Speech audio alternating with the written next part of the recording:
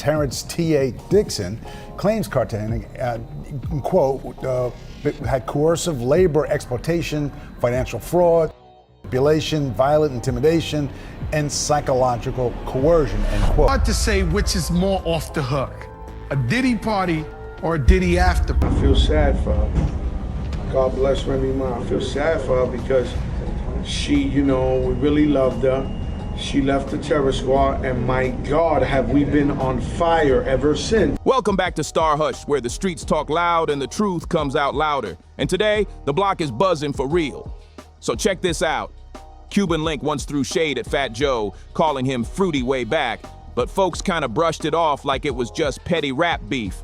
Nobody really took it too seriously at the time, but now things just flipped. Because Remy Ma, who's been riding with Joe for years, just dropped a few words that back Cuban up, and now Joe's looking nervous. Real nervous.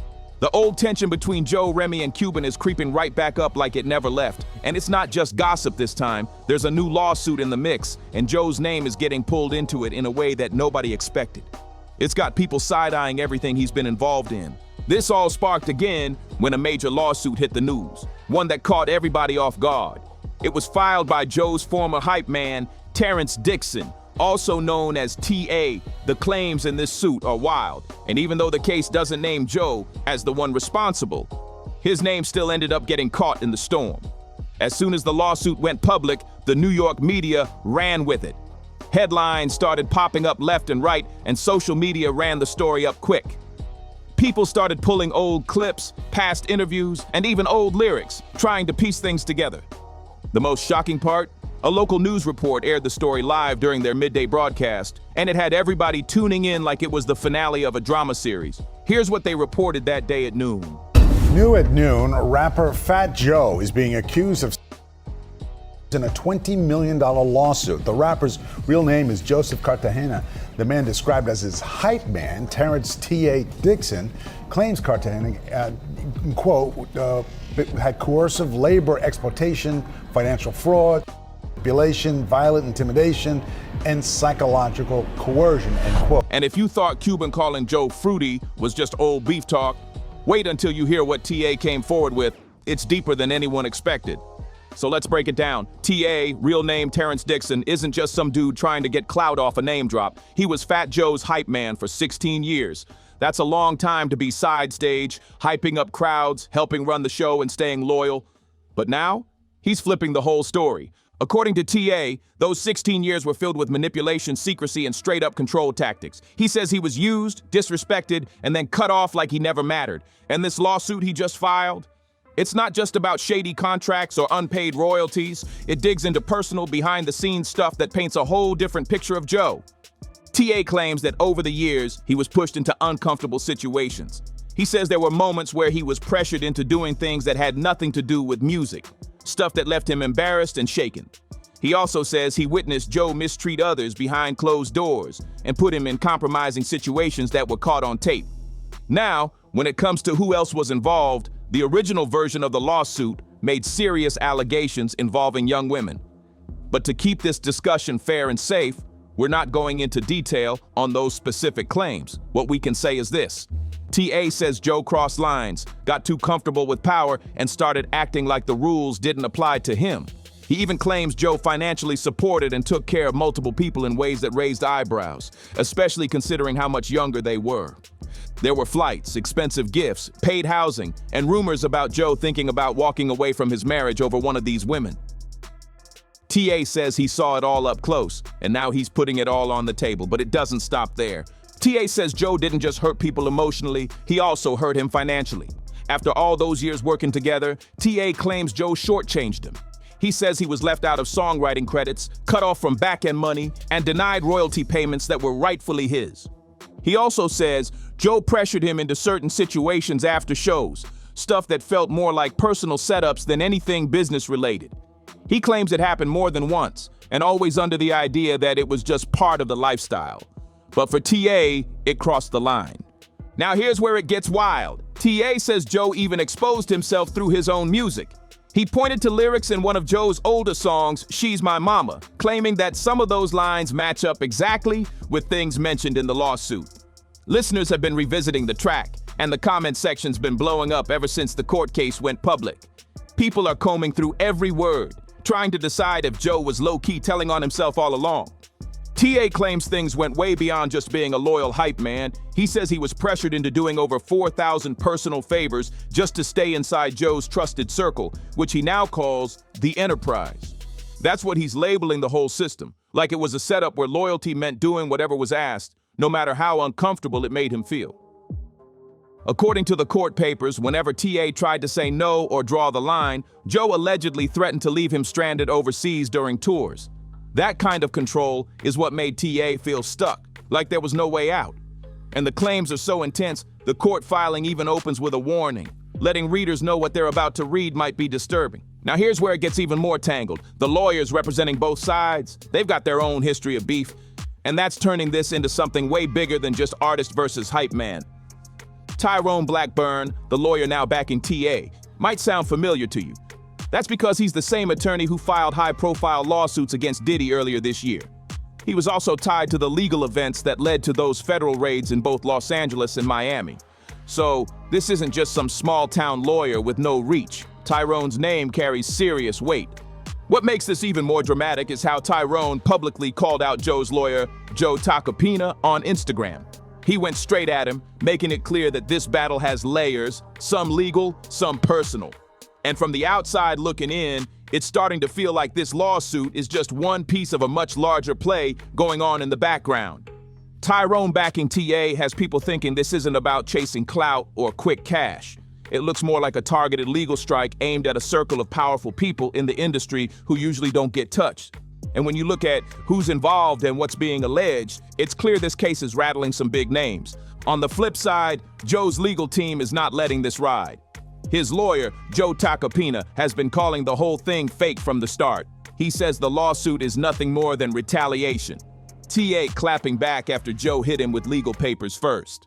Yup, you read that right. Joe actually filed a lawsuit before TA did. His case was filed back in April. According to Joe, TA started making noise on social media, throwing serious accusations his way, and Joe decided to shut it down by going the legal route first. So what we're seeing now might just be round two. Joe's original lawsuit claimed that TA was out here trying to damage his reputation and spread false info. It's the same stuff TA later used as the core of his own lawsuit. Allegations about being mistreated, cheated out of money, and pulled into situations he didn't want any part of. And it wasn't just about the money. TA said there were moments where he was placed in the middle of messy, uncomfortable situations involving others, stuff that left him feeling used. One example he shared was during a podcast appearance last year, where he explained how things would go down after certain shows. Standing in the lobby, shorty got a short skirt on. Your man Joe takes his whole hand, his whole arm, and throws it up her skirt. But that was only the beginning. TA took things way beyond the courtroom and jumped all the way into social media warfare. He launched a whole Instagram page just to throw shade at Fat Joe in every way he could think of. It wasn't just random posts either. TA came with intention and full disrespect. One of the first things he did was post a throwback pic of Diddy, Fat Joe, and DJ Khaled, then dropped a caption that had the internet doing double takes. He wrote, "Fat Joe and DJ Khaled, what happened? Now you acting like you don't know what Diddy been on? Y'all scared of that baby oil scene now, huh? But don't front like y'all wasn't standing next to him when things were hot." That post stirred up all kinds of conversations online, especially with everything going on around Diddy at the time. But TA wasn't just throwing shots for likes, he started digging into old memories too. He even posted a rare photo of him, Joe, and the squad back when they allegedly got caught up overseas in Angola. And let's be real, pulling up that kind of history wasn't about reminiscing. It was meant to shake things up and remind folks how deep he was once in Joe's world. Then things got even more personal. When Joe and Remy Ma dropped their joint single Out of Control a few months back, TA came for Joe's looks with no mercy. He posted a screenshot from the video and wrote, "Ladies, imagine waking up next to this saggy bag every morning. Lil Joey, you're just awful." The disrespect was loud, and the comments were wild, and that wasn't a one-time jab either. TA kept the posts coming for months, throwing dirt on Joe's name like it was a full-time job. After enough of that online heat, Joe decided to fire back in a legal way. He filed a lawsuit against TA, claiming that all these public accusations were nothing but lies aimed at damaging his image. He told news outlets that the money claims were completely false and that TA was just bitter after being cut off from the circle. Joe's lawyer stepped in and labeled the whole thing an extortion attempt from someone trying to stay relevant. So now the question is, who's really telling the truth? To get closer to that answer, we gotta rewind and look at how other people from Joe's past have spoken out, starting with Remy Ma and Cuban Link, who both had their own falling outs with him long before this drama with TA. Remy especially has a history with Joe that goes way back, and when things went left, they went public. Back in the Terror Squad days, Joe and Remy were like family. They rocked stages together, made hits like Lean Back, and moved as one unit. Joe even put her front and center when big moves were being made after Big Pun passed. He pushed her forward, and for a minute, it looked like Remy was set to take over. But when it came time for her to drop her debut solo album, things didn't go how she expected. Remy said the rollout was weak, the support felt fake, and she blamed the whole flop on the team behind her, specifically pointing fingers at Joe. She said the push wasn't real, and behind the scenes, she wasn't getting what she needed to win. That's when she flipped the script and started taking shots in public. She let it all out, no filter, no hesitation. The beef wasn't quiet, it was loud, messy, and very real. And Joe?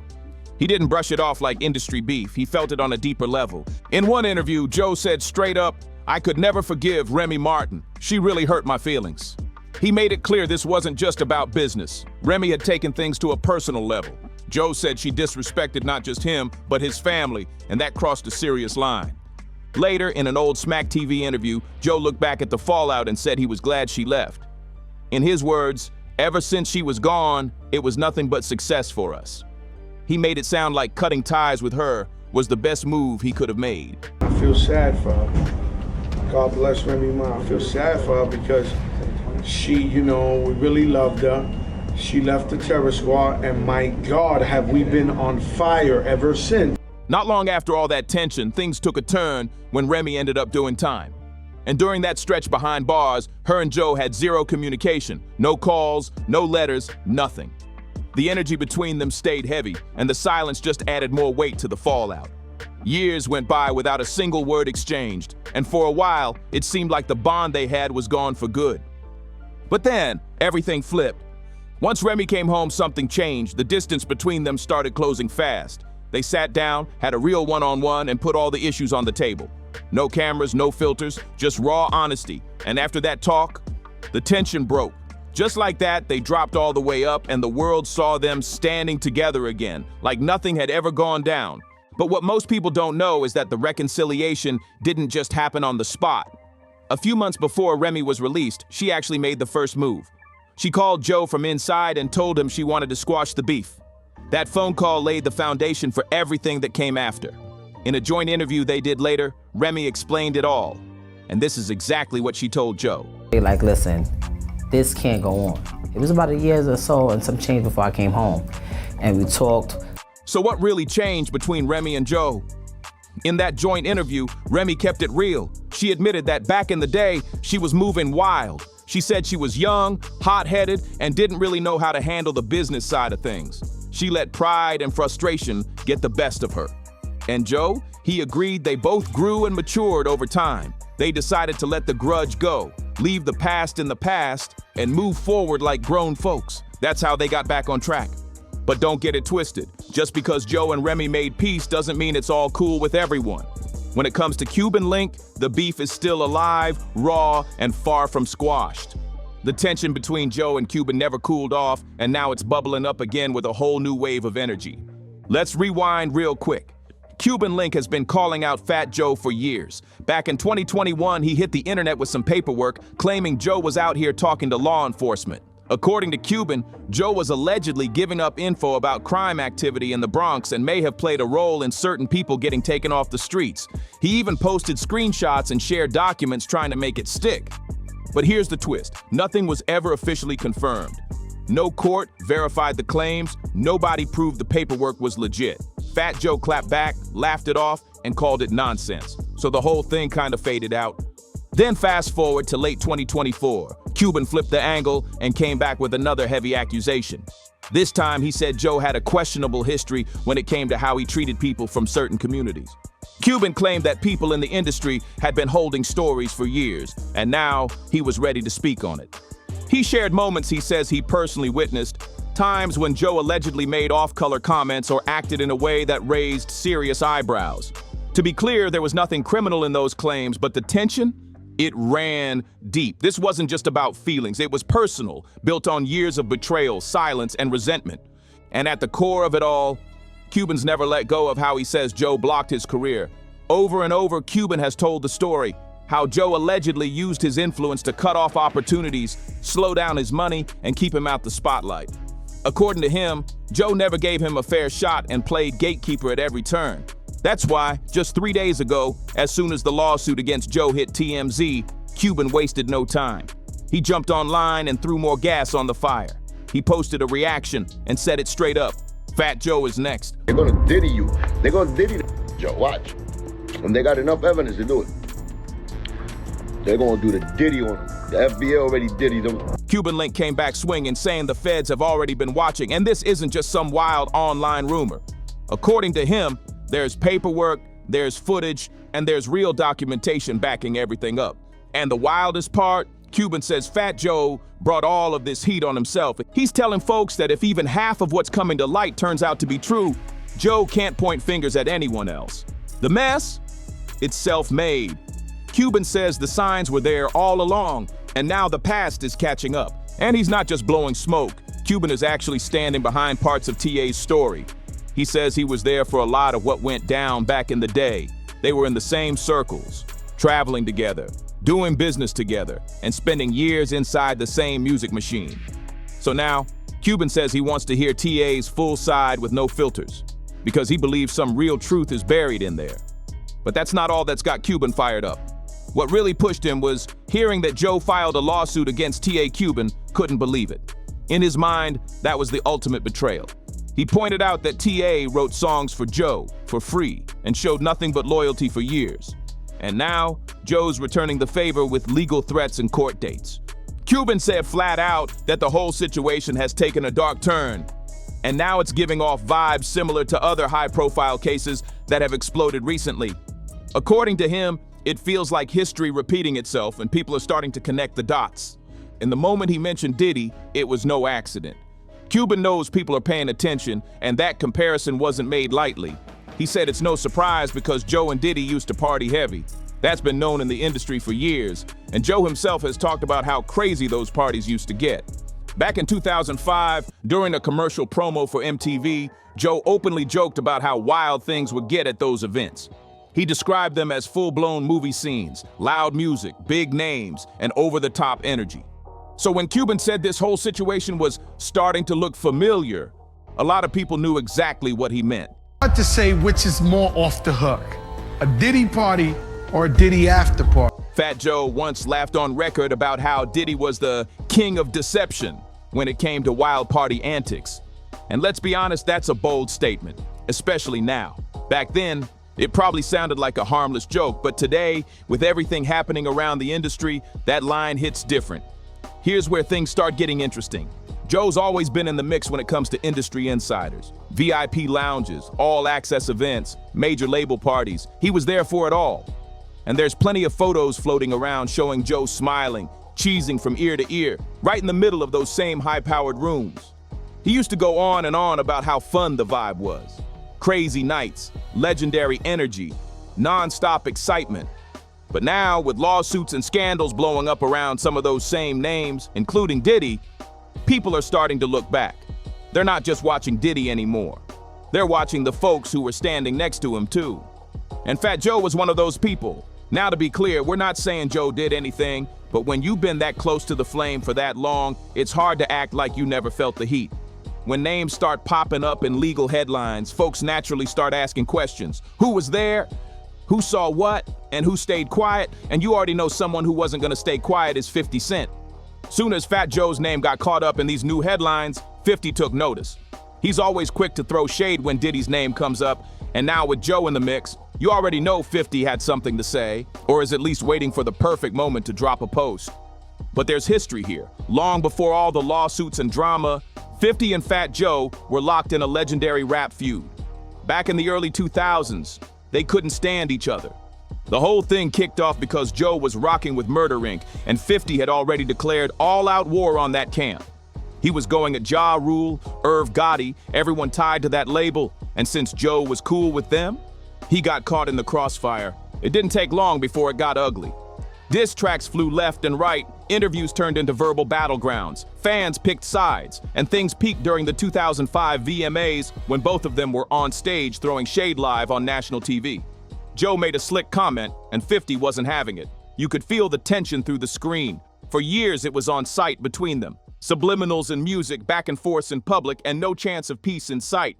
But then, the switch up. Fast forward to now and the whole vibe has changed. In 2024, 50 and Joe went from rivals to almost acting like brothers. The feud completely squashed. No more bars thrown, no more social media shots, just respect. 50 even pulled up to the $1 Million Worth of Game podcast and surprised everyone by showing love. He talked about how he and Joe were actually cool now, how they patched things up behind closed doors, and how time helped both of them grow. And then 50 said it straight up. So my whole beef with Fat Joe was really his loyalty. Later, we become the best friends. 50 Cent made it clear. Looking back, the beef with Fat Joe was never really personal. It was about loyalty and who was standing next to who during that explosive Murder Inc. era. 50 said once the smoke cleared and the years passed, he started to actually respect how Joe stood his ground. He even called Joe loyal to a fault, which says a lot coming from someone who used to diss him in every bar. And Joe, he returned that same energy. He told folks that looking back, the feud wasn't all bad. He said it pushed him to stand tall, sharpen his pen, and ultimately helped him earn his spot as one of New York's solid voices in the rap game. That kind of rivalry had weight back then, and it left a stamp on both of their legacies. But here's where it really gets interesting. With all these wild headlines floating around, Diddy's name in chaos, and Fat Joe getting dragged into conversations he probably never expected, 50 has been real quiet. And let's be honest, that's not like him. Usually when drama breaks, especially involving old rivals, 50 is the first one to post a meme, throw up a caption, or clown the whole thing. But this time, radio silence, until he flipped the script completely. Instead of roasting Joe, 50 surprised everyone and actually defended him. He went on Instagram and dropped a photo of him and Joe courtside at a basketball game. And the caption, nothing but support. He wrote, "These baseless accusations and claims are not credible. I'm sorry Joe has to endure the public scrutiny and damage to his reputation. This a stick up." Joe even slid into the comments with a simple 100 emoji, letting people know the love was mutual, for now. But here's the thing, when it comes to 50, nothing is ever simple. The internet's watching closely. People are side-eyeing the whole situation. It feels a little too chill for a guy who built a brand off trolling his rivals. And fans aren't the only ones noticing it. Comments started flooding in, pointing out how odd this support is. Some even suggested that maybe there's a deeper reason behind the alliance. So now folks are asking, is this just grown men putting the past behind them, or is there something else brewing? Did that old beef turn into a silent partnership to protect something bigger? Could 50 know more than he's letting on about what really went down at those industry parties everyone keeps talking about? Because when two former rivals start acting like brothers in the middle of a storm, you have to ask, what's the real story behind the scenes? What tea is being sipped when the cameras are off? Let us know what you think in the comments. Is this genuine respect or just a chess move? Don't forget to like, subscribe, and hit that notification bell so you never miss the latest scoop. And drop your thoughts below. We want to hear everything. I'll catch you in the next one, my stars and hushers. Stay sharp out there.